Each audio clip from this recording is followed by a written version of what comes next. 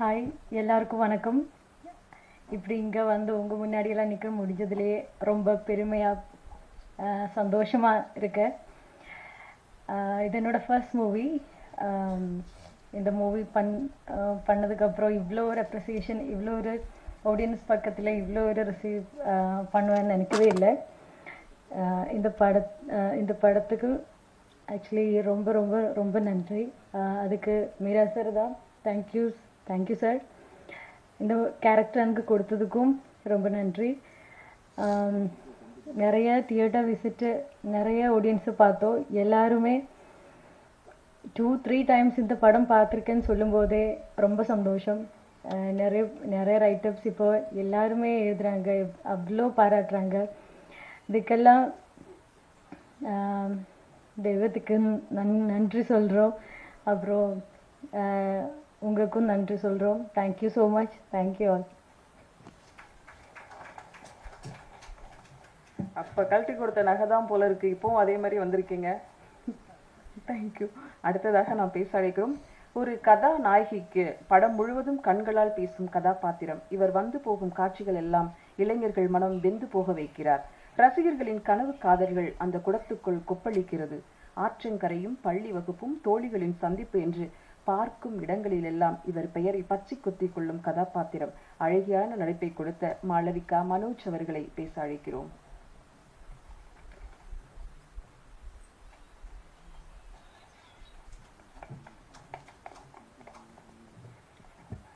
எல்லாருக்கும் வணக்கம். First of all thanks press and media for coming here and supporting us. எனக்கு வந்து I feel really happy to be a part of this film. Actually தமிழில் நான் பண்ண first film. I have told this before. So அதுக்கு வந்து இவ்வளோ நாளுக்கு அப்புறம் ரிலீஸ் ஆகுது, அதுக்கு வந்து இவ்வளோ லவ் கிடைக்கிறேன். நாங்கள் அவ்வளோ யோசிக்கல. ஐ நெவர் தாட் இவ்வளோ பேருக்கு இவ்வளோ லவ் எல்லாம் கொடுப்பேன். நான் நிறையா பேர் லைக் ரிவ்யூ சொன்னேன், எல்லாருக்குமே பிடிச்சிருக்கு. Family, friends, even I saw the film. So I feel really happy. I want to thank our director for giving me such an opportunity and for this film. So once again, thank you all for coming here. Thank you. Thank you Malavika. அடுத்ததாக நாம் பேச அழைக்கிறோம். மண்மணக்கும் மதுரையிலிருந்து ஒற்றை தேநீருடன் வந்தவர்கள் பலர். இளையராஜா, பாரதி ராஜா, கஸ்தூரி ராஜா, விஜயகாந்த், பாலா, அமீர், சசிகுமார், சூரி, சேரன், சீனு ராமசாமி என்று வெற்றியால் நிரப்பியவர்கள் பலர். அந்த வரிசையில் விளையாட்டு வீரனாய் வரவேண்டியவர் ஹீரோவாய் களத்தில் நிற்கிறார். முதல் படம் என்று தெரியாத அளவு தன்னைத்தானே செதுக்கிக் கொண்டவர். அபுதாஹிர் என்ற இளைஞனின் காதல், சோகம், வறுமை, வலி என்று அத்தனையும் சுமந்து திரையில் அவரோடு நம்மை பயணிக்க வைக்கிறார். ஈசாவை பேசாதவர்கள் இங்கு இல்லை. நம்பிக்கை நாயகன் ஹபிபி ஈசா அவர்களை பேச அழைக்கிறோம்.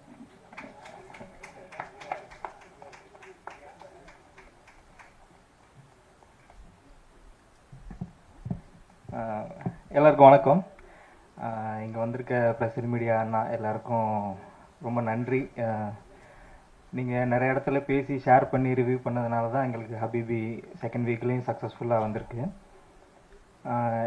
ஈசானே கூப்பிட மாட்டேங்கிறாங்க, அபுதாகிர் அபு அப்படின்னு தான் கூப்பிட்றாங்க. நிறைய இடத்துல தேட்டர்ஸில் நாங்கள் விசிட் போகும்போது வந்து நேற்று பார்க்கும்போது ஒரு ஃபேமிலி ஒரு 10 பேராக போயிட்டு இருந்தாங்க.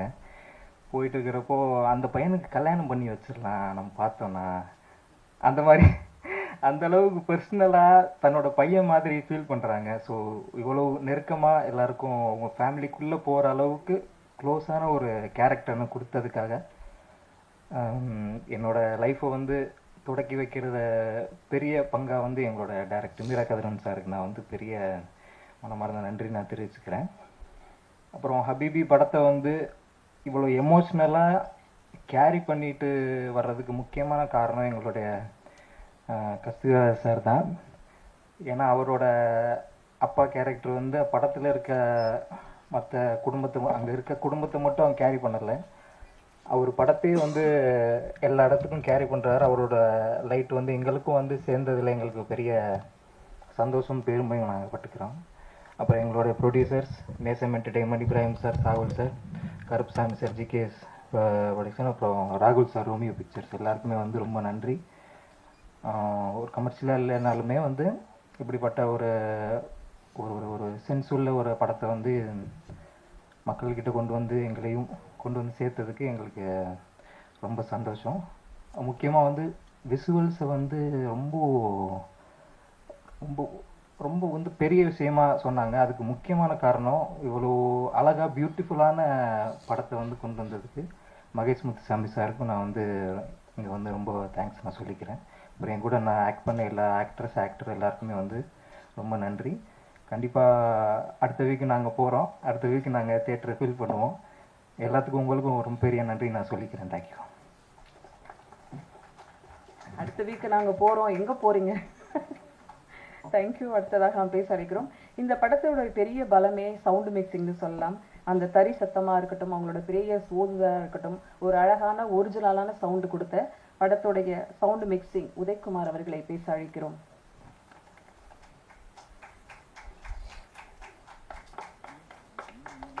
எல்லோருக்கும் வணக்கம். இந்த படத்தில் சவுண்டை பொறுத்த வரைக்கும் ஃபுல் கிரெடிட் வந்து டைரக்டருக்கு தான் போய் சேரும். ஏன்னா அதில் டப்பிங்லேருந்து அதோட தறி சவுண்டு வந்து எங்கெல்லாம் வரணும், எந்த அளவுக்கு கேட்கணும், எவ்வளோ டிஸ்டன்ஸில் இருக்கணும். ஃபஸ்ட்டு நீங்கள் அந்த 80ஸ்லாம் பார்த்தீங்கன்னா ஃபுல்லாக அந்த வீடு ஃபுல்லாகவே தறி சவுண்டாகவே இருக்கும். அவரோட டெத்து, அந்த கேரக்டரோட டெத் முன்னாடி கூட அந்த தறி சவுண்டுக்கு இம்பார்ட்டன்ஸ் இருக்கும். அதே மாதிரி டயலாக்ஸு, சில டயலாக்ஸ் எனக்கு புரியலன்னா அவர்கிட்டே கேட்பேன், இதுக்கு மீனிங் என்ன அப்படின்னு கேட்பேன். எனக்கு வந்த விஷுவல் வந்து கீழே அந்த சப்டைட்டில் இருக்காது. அப்போ நான் டேரக்டர்கிட்ட கேட்டு அதோட மீனிங் என்னன்னு கேட்டு தெரிஞ்சுப்பேன். அப்புறம் அதோட சூழல் இருக்குங்கள, 80ஸோட சூழலை வந்து எப்படியெல்லாம் நம்ம கொண்டு வர முடியும். சில சாங்ஸ் வந்து அந்த பழைய சாங்ஸ்லேருந்து கொண்டு வந்து அதை வச்சா அதோட மூடை நம்ம க்ரியேட் பண்ண முடியும்னு பார்க்குறோம். சில சாங்ஸ் எங்களால் வந்து ரைட்ஸ் இஷ்யூனால் யூஸ் பண்ண முடியாமல் போச்சு. இன்னும் அந்த சாங்ஸும் யூஸ் பண்ணியிருந்தால் பெட்டராக இருந்திருக்கும். ஸோ இந்த படத்தை பொறுத்திருக்கும் கிளைமேக்ஸில் வந்து ஹீரோயினை பார்க்குற இடம் வந்து ஃபுல் டெட் சைலண்ட்டாக வச்சுருப்போம். அது முழுக்கவே அந்த கேரக்டர்ஸ் அதோட ஃபீல் ஆகணும். அவங்க அங்கே இருக்கிற லொக்கேஷன் இதே அவங்க இல்லை, அவங்க மறந்து அவங்க பார்த்துட்டு இருக்காங்க அப்படின்னு ஒரு மூடை வந்து அப்படி ஒரு விஷயம் க்ரியேட் பண்ணோம். இதுக்கு ஃபுல் சப்போர்ட்டாகவும் சாம் சிஎஸோட பேக்ரவுண்ட் மியூசிக்கும் சாங்ஸ் இருந்துச்சு. ஸோ எல்லாருக்கும் நன்றி. தேங்க்யூ. நன்றி. படத்துல ரொம்ப ஒரு முக்கியமான கதாபாத்திரம் எப்பப்பா வருவாரு அப்படிங்கிற ஒரு சித்தப்பா ரோல்ல நடிச்ச அருள்குமார் அவர்களை பேச அழைக்கிறோம்.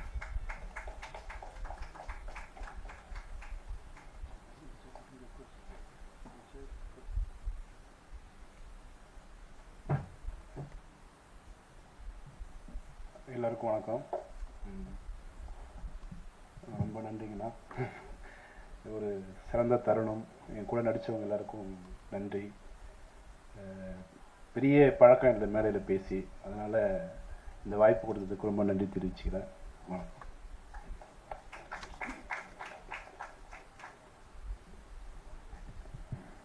ஹபிபி படத்தை பொறுத்த வரைக்கும் ஒரு சின்ன கதாபாத்திரமா இருந்தாலும் சரி, கதை நாயகனா இருந்தாலும் சரி, அழகாக பேச வைத்திருக்கக்கூடிய இயக்குனர் மீராவுக்கு தான் வாழ்த்து சொல்லணும்.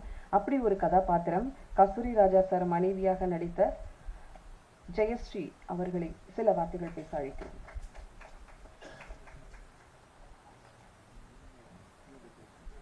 அப்படியே அந்த பக்கம் ஓரமா வந்துருங்கம்மா.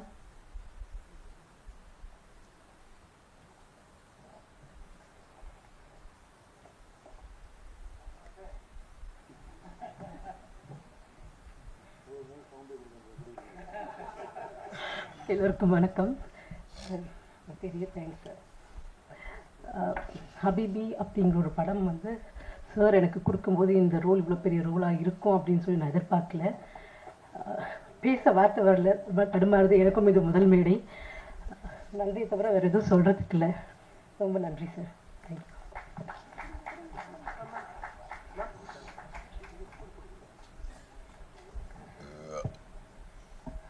ஹீரோவோட அம்மா வந்து அடுத்து ஹீரோயினோட அம்மா தானே வரணும். நிலோஃபர் மதராக நடித்த மலர் கைசான் அவர்களை பேச அழைக்கிறோம்.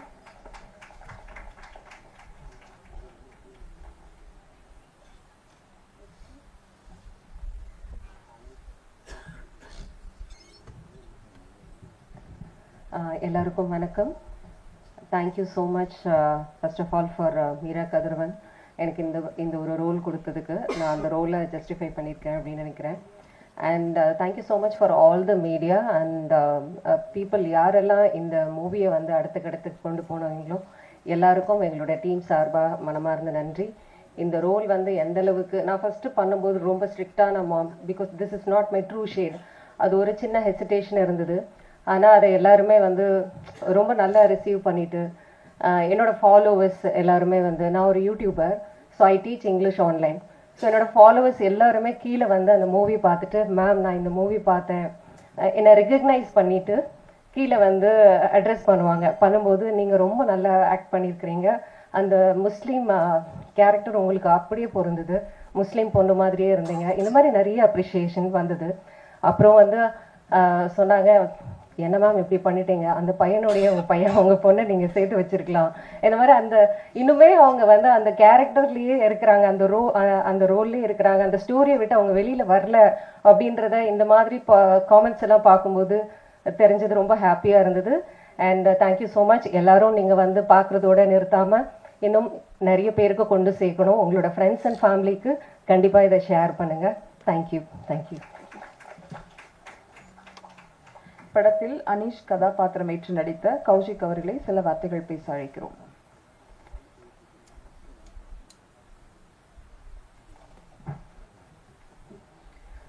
எல்லாருக்கும் வணக்கம். என் பேர் கௌஷிக் தேவ். இது வந்து என்னோடய ஃபர்ஸ்ட் படம். இந்த படத்தில் அனீஷ்ன்ற கேரக்டர் நான் பண்ணியிருக்கேன். இந்த கேரக்டரை கொடுத்த டைரக்டர் மீரா சாருக்கு ரொம்ப நன்றி. அதே மாதிரி எல்லாருமே ரொம்ப கம்ஃபர்டபுளாக வச்சு இந்த ஆர்டிஸ்ட்க்கும் ரொம்ப நன்றி. ஒரு ஃப்ரெஷராக என்னை பார்க்காம லைக் சில டவுட்ஸ்லாம் கேட்டால் அது எல்லாத்துக்கும் சொல்லிக் கொடுத்த ஏடிஸ்க்கும் ரொம்ப நன்றி. ஃபர்ஸ்ட் ஸ்டேஜ்னால என்ன பேசணும்னு தெரியல, ரொம்ப நர்வஸாக தான் இருக்குது. ஸோ எல்லாருக்கும் நன்றி. தேங்க்யூ. படத்தில் முக்கியமாக தரவண்ணா ரோலில் நடித்த கசாலி அவர்களை சில வார்த்தைகள் பேச அழைக்கிறோம்.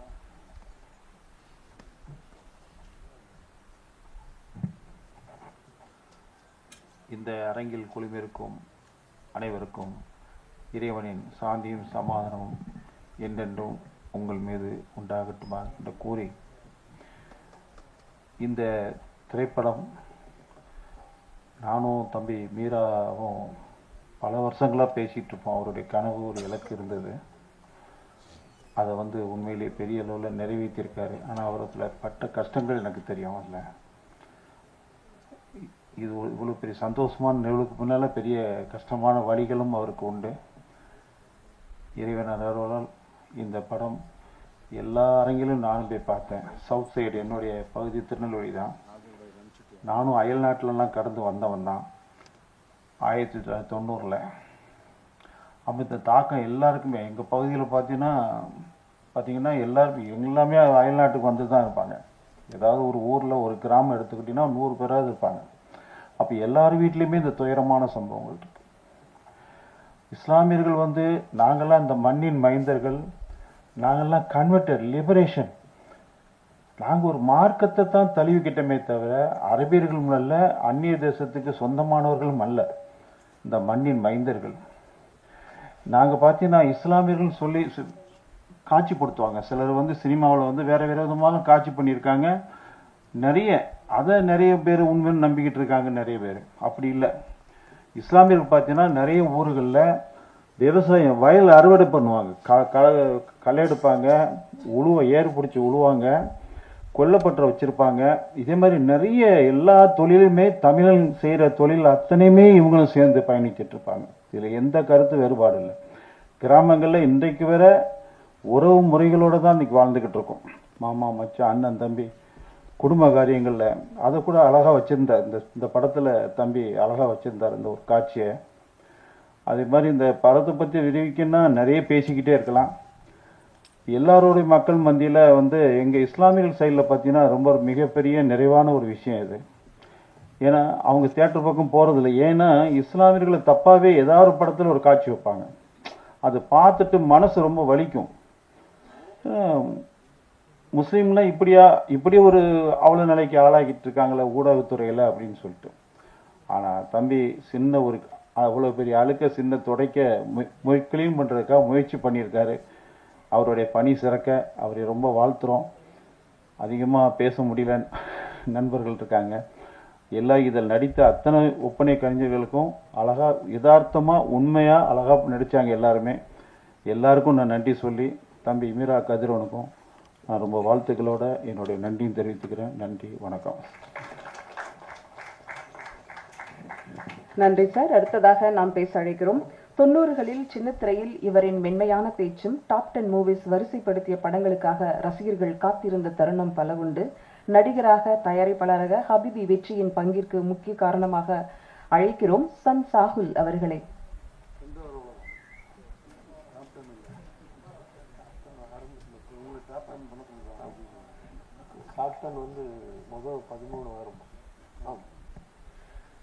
அனைவருக்கும் இனிய மாலை வாழ்த்துக்கள். இப்போ எனக்கு ஒரு குடும்பம் இருந்தது, கீழே இருக்க குடும்பம், பிரிச்செல்லாம் பார்க்க முடியாது. இப்போ 2 குடும்பம், மேடையில் இருக்கக்கூடிய குடும்பம். ஊடகத்துறை வந்து எனக்கு ஒரு குடும்பம் அப்படின்னா, சினிமா துறை இப்போ 2வது குடும்பம் ஆயிடுச்சு. 2மே அதில் பாகுபாடு காட்டுறான்னு சொல்லிடாதீங்க. எல்லாத்துலேயுமே ஒரு அரசியல் இருக்குது. எங்கள் இயக்குனர் சொல்கிற மாதிரி முதல்ல எங்கள் இயக்குனர்னு தான் சொல்லணும். என் ஊரை சேர்ந்தவர். நான் இந்த படத்துக்கு முக்கியமாக உள்ள வர காரணமே வந்து என்னுடைய மண் சார்ந்த படம் என்பதால் தான் நான் உள்ளே வந்தேன். இதற்கு முன்னால் நிறைய வாய்ப்புகள், பெரிய பெரிய வாய்ப்புகள் வந்து என்னால் அது பண்ண முடியலை. அது உலகத்துக்கே தெரியாது. இன்னொரு உண்மையை சொல்லியாகணும். நான் சின்ன வயசில் ஒரு சற்றேறக்குறைய ஒரு 4-5 வயசு இருக்கும்னு நினைக்கிறேன். அப்போது திடீர்னு என் கூட படித்த மஞ்சுளா, அந்த மஞ்சுளாவுடைய தகப்பனார் வந்து சினிமா துறையில் இருந்தாங்க. அப்போது இந்த மாதிரி ஒரு படம் நடக்குது. என்ன படம்? அப்போ தான் நீங்கள் கூர்ந்து கவனிப்பீங்க. ஒரு படத்துக்காக வேனில் கூப்பிட்டு போகிறாங்க. எழும்பூரில் எக்மூரில் இருக்கக்கூடிய ஒரு பரியல் கிரவுண்ட், சர்ச்சோடு இருந்த பரியல் கிரவுண்டு போகிறோம். காலையிலே கூப்பிட்டு போயிட்டாங்க, டிஃபன் தந்தாங்க, சாப்பிட்டோம். சாப்பிட்டு முடிச்சதுக்கப்புறம் ஒருத்தர் வர்றாரு, ஹீரோ, படத்தினுடைய ஹீரோயின் வர்றாங்க. ஸ்டண்ட் சீக்வன்ஸு, டைரி தூக்கி வீசப்படுது. பிரமிப்பா பார்க்குறேன். என்னைக்கு அவரை பார்த்தனோ அன்னையிலிருந்து இன்னைக்கு வர அவருடைய ரசிகன் நான். அந்த திரைப்படம் வந்து பில்லா, ரஜினி சாரை பார்த்தேன். ஸ்ரீபிரியா மேடம் அந்த ஸ்டண்ட் சீக்வன்ஸ், அது தேங்காய் சீனிவாசன் சார் வந்து காம்பவுண்டுக்கு வெளியில் நடந்து வருவார், அந்த சீன் தான் எடுத்தாங்க. எனக்கு அது ரொம்ப, நான் அந்த சமயம் வந்து எனக்கு நினைவுக்கு தெரியாத ஒரு வயது. ஆஃப் லேட்டு பல வருடங்கள் கழித்து பார்க்கும்போது இந்த படத்தில் தான் நடித்தமா அப்படின்னு சொல்லிட்டு. அந்த மஞ்சுளா வேற யாரும் அல்ல, இளவரசின்னு இருந்தாங்க இல்லைங்களா ஃபீல்டில், அவங்க தான். அந்த இளவரசி இப்போ இல்லை, எங்கே இருக்காங்கன்னு தெரியல. மஞ்சுளா நீ எங்கே இருக்க அப்படின்னு தான் கேட்கணும் தோழிய. உடனே இயக்குனர் சிரிக்கிறார். படத்துக்கு வருவோம். இது ஒரு இஸ்லாமிய வாழ்வியல் என்று சொல்வதை விட ஒரு மண் சார்ந்த படம். ஒரு தமிழ் பேசக்கூடிய முஸ்லீம் குடும்பங்கள் சார்ந்த படம். முஸ்லீம் அல்லாத மக்களும் சேர்ந்து நடிச்சிருக்காங்க. முதல்ல இது உள்ள வரும்போது பயந்துக்கிட்டே வந்தேன், ஏன்னா நடிப்பு தெரியாது. எங்கள் டைரக்டர் சொன்னார், ஒன்றுமே இல்லை சார், நாங்கள் பார்த்துக்கறோம், நான் பார்த்துக்கறேன்.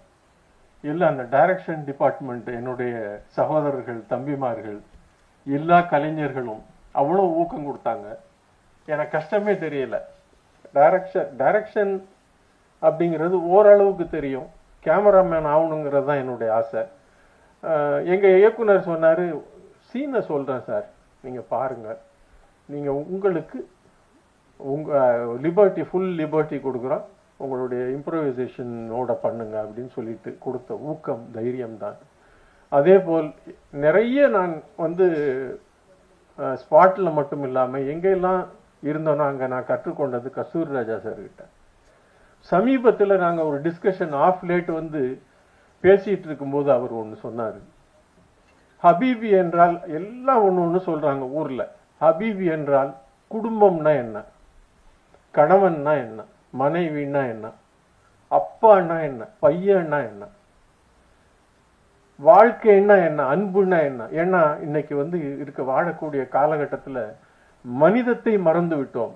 வேகமாக போகிறாங்க, ரொம்ப வேகமாக போயிட்டுருக்கோம்.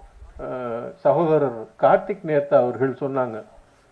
அப்போ அந்த இரைச்சல் அது நமக்கே ரொம்ப அலர்ஜியாக இருக்குது. எங்கடா அமைதி கிடைக்காதா? ரெசார்ட்டை தேடி ஓடுறோம். இல்லை, இருக்கு, நம்மள்ட்டே ஹாப்பினஸ் இருக்கு, நம்மள்ட்டே சந்தோஷம் இருக்கு. அதை தொலைக்கிறதுக்கு முன்னால நம்ம அதை கண்டுபிடிச்சிக்கிறோம். இப்போ கஸ்தூரி ராஜா சொன்னது வந்து உண்மையான வார்த்தைகள். இந்த படம் வந்து உறவு முறைன்னா என்ன, சந்தோஷம்னா, சுகம்னா என்ன, துக்கம்னா என்ன, உறவு கொண்டாடுது அனைவருக்கும்.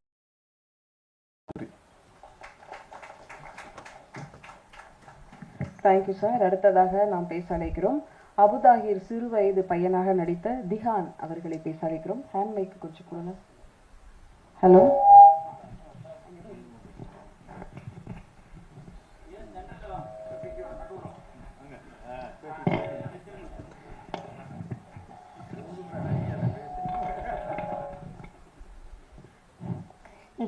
இந்த படத்தில் நடிக்கும் போது எனக்கு கொஞ்சம் பயமாக தான் இருந்துச்சு.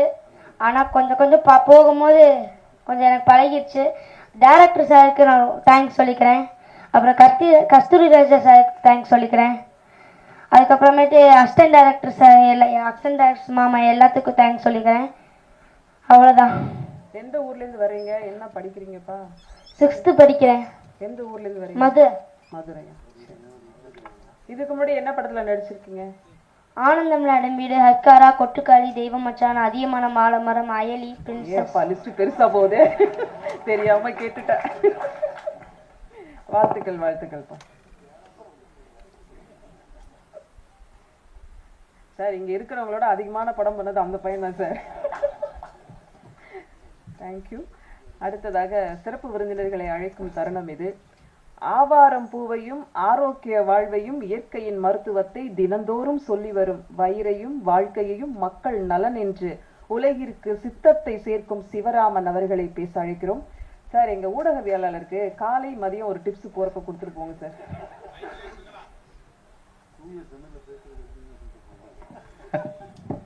முதல் முறையா திணை, வரகு, கம்பு, சாமை எல்லாம் பேசாம கொஞ்ச நேரம் கேட்டுட்டு போலான்னு வந்து மேடைக்கு வருவேன்னு எனக்கு கண்டிப்பா தெரியாது. ஒரு மாலை பொழுதுல ஒரு நாள் வந்து கோவை பயணத்தின் போது இயக்குனர் ராம் அவர்களை சந்தித்தேன். அப்போ அவங்க நானும் ஒரு 5 நிமிடம் ஒன்றா நடந்து போயிட்டு இருக்கும்போது வேகமாக சொன்னாங்க, தோழர் உங்களுக்கு பிடிக்கும் கண்டிப்பாக, ஹபீபின்னு ஒரு படம் வரப்போகுது, அந்த படம் வரும்போது மீரான்னு ஒருத்தங்க வந்து பண்ணியிருக்காங்க, எனக்கு உண்மையிலேயே மீரா கதிரவன் அப்படிங்கிற வார்த்தை கூட எனக்கு தெரியாது, நான் வந்து கண்டிப்பாக நீங்கள் பார்க்கணும் அப்படின்னு சொன்னாங்க. அதோட நான் அதுக்கப்புறம் மறந்துட்டேன். 10 நாள் முன்னாடி திருநெல்வேலி போயிருந்தப்போ திருநெல்வேலியில் நான் இருந்த வீட்டுக்கு பின்னாடி முத்துராம் தேட்டரில், ராமமுத்துராம் தேட்டரில் அந்த படம் ஹபீபி போஸ்டரை பார்த்தீங்கன்னா, ஐயோ ராம் சொன்ன படமாச்சு அப்படின்னு மொத்தமாக வீட்டில் எல்லாரையும் ஒரு 6-7 பேரை சேர்த்து கூட்டிகிட்டு படத்துக்கு போய் ஒரு செகண்ட் ஷோவில் போய் பார்த்தோம். உண்மையிலே மனம் அப்படி கனத்து போயிடுச்சு. படம் பார்த்து முடிச்சுட்டு 1:30 மணிக்கு வீட்டுக்கு வரும்போது, அது 10:45 காட்சி, வீட்டுக்கு வரும்போதே 1:30, 1:45, 2 ஆகிடுச்சு. ஆனால் 4 மணி வரைக்கும் எனக்கு தூக்கமே வரல. 4 மணி வரைக்கும் மனசெல்லாம் அப்படி அவ்வளோ கணத்து. ஏன்னா நான் பாளையங்கோட்டைக்காரன், எனக்கு கடையநல்லூர் வாழ்க்கை தெரியும், எனக்கு காதர் மாமா உண்டு. சிவராமனாக இருந்தாலும் காதர் மாமா எங்கள் அப்பாவினுடைய நெருங்கிய நண்பர். அப்போ யூசுப்பும் சாரும் தென்னந்தோப்பு நண்பராக வரக்கூடியவர்களும் பேசிய காட்சியெல்லாம் அப்படியே என் மனசுக்குள்ளே எங்கள் அப்பாவும் காதர் மாமாவும் பேசிக்கிட்டு இருந்த மாதிரியே ஒரு உணர்வு இருந்துச்சு. பல நாள் நான் அது மாதிரி என்னுடைய நண்பர்கள்ட்ட ஏங்கிலாம் சொல்லியிருப்பேன். எனக்கு ஒரு எத்தனை இஸ்லாமிய நண்பர்கள் அங்கே இருந்தாங்க, நாங்கள் எப்படி கிளாஸில் இருந்தோம், ஆனால் இன்றைக்கி சமூகம் ஏன் இப்படி இருக்கிறது, எனக்கு கோவத்தோடு பல நேரம் பேசிக்கொண்டே இருந்ததுக்கு ஹபீபி வந்து ஒரு பெரிய விடுதலை கொடுத்துச்சு மனசில். அவ்வளோ நல்லா ஒவ்வொரு காட்சியும் ஒவ்வொரு விஷயங்களும் அவங்க கட்டமைத்திருந்தது.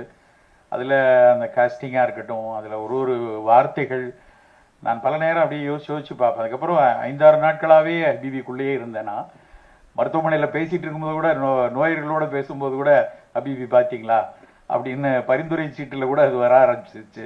அந்த அளவுக்கு இது சும்மா சோடனைக்காக சொல்லலை. நேற்று கூட ஒருத்தர் வந்து முகநூலில் நான் எழுதியிருக்கிறத பார்த்துட்டு, சார் இன்னைக்கு சாயந்தரம் போகிறோம் அப்படின்னு சொன்னாங்க. ஏன்னா எனக்கு ரொம்ப மனசுக்கு வந்து இப்படியான படங்கள் வந்து பெரிய வெற்றியை பெறணும், உலகமே கொண்டாடணும், வசூலில் கொண்டாடணும். ஏன்னா அந்த படத்தை தயாரித்தவங்க, விநியோகித்தவங்க, அவங்களுக்கெல்லாம் இதில் ஒரு பெரிய மகிழ்ச்சி இருக்கணும். மீரா கதிரவனுடைய பெரு உழைப்பு இதில் இருக்குன்னு தெரியும்.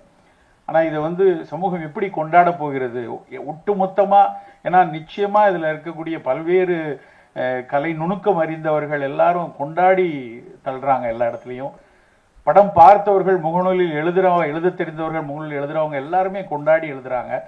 ஆனால் சாமானிய மக்கள் எல்லாருமே கொண்டாடணுமேங்கிற ஒரு ஆதங்கம் தான் அந்த முதல் நாள் பார்த்துட்டு வந்தோடனே எனக்கு அப்படி தோணிட்டே இருந்துச்சு. அதில் எத்தனை காட்சிகள் ரொம்ப பிடிச்சிருந்தது. சாலியா அந்த கேரக்டரில் அவங்க பேசின விஷயங்கள், அப்புறம் அந்த நிலோஃபருங்கிறது கூட நிலவு அப்படின்னு ஒரு மொழியோட பேசுனது வந்து ரொம்ப பிடிச்சிருந்துச்சு. அப்படி நம்ம ஊர் லாங்குவேஜில் எல்லாம் நிலவு ஏன் சொன்ன பேச்ச கேளு அப்படிங்கிற அந்த வட்டார மொழி, அதில் இருந்த விஷயங்கள், இப்படி பல விஷயங்கள் வந்து ஒரு இஸ்லாமிய ஜானசா எப்படி இருக்குங்கிறத வந்து அழகாக பார்க்க வச்சது யூசுஃபுடைய விஷயத்தையும். அப்படி ரொம்ப சொல்லிக்கிட்டே போகலாம். அவ்வளவு ஒரு நெகிழ்வான படம். இன்றைய திரைப்படங்கள் வந்து பல நேரங்களில் ஒரு வலியை தருகிறது. ஆனால் இப்படி ஒரு மனசுக்கு நெருக்கமாக ஒரு இதமான வாழ்வை பார்க்கணும். ஏன்னா எங்களை போன்றவர்கள் 80, 90களில் வந்து திரைப்படங்கள் எங்களை பல விஷயங்களில் கட்டமைத்தது என்று தான் நான் சொல்வேன். காதலிச்சதுக்காக இருக்கட்டும், இல்லைன்னா வாழ்வில் நட்பு, பல்வேறு விஷயங்களில் சினிமா எங்களுக்கு நிறைய விஷயங்களை கொடுத்துருக்கு. ஆனால் இப்போ இருக்கிற தலைமுறைக்கு ஒன்லி வெட்டு குத்து ரத்தம் கலரி இது மட்டும்தானா அப்படின்னு ஏங்கிட்டு இருக்கிறப்ப ஹபீபி படம் வந்து இல்லை, இப்படியும் வந்து ஒரு மிகச்சிறப்பான படம் கொடுக்க முடியும்னு காமிச்சிருக்கிறது வந்து அவ்வளோ நெகிழ்ச்சியாக இருக்குது. ஒட்டுமொத்த திரைப்பட இந்த குழுவினருக்கும், இந்த திரைக்கு இதை கொண்டு வருவதற்காக மெனக்கிட்ட அத்தனை நண்பர்களுக்கும், இதை கொண்டாடி கொண்டிருக்கக்கூடிய அத்தனை மக்களுக்கும், ஊடகங்கள் அத்தனை பேருக்கும் ஹபீபியின் ஒரு மிகச்சிறந்த ரசிகனாக மனமார்ந்த நன்றியை தெரிவித்துக் கொள்கிறேன். நன்றி.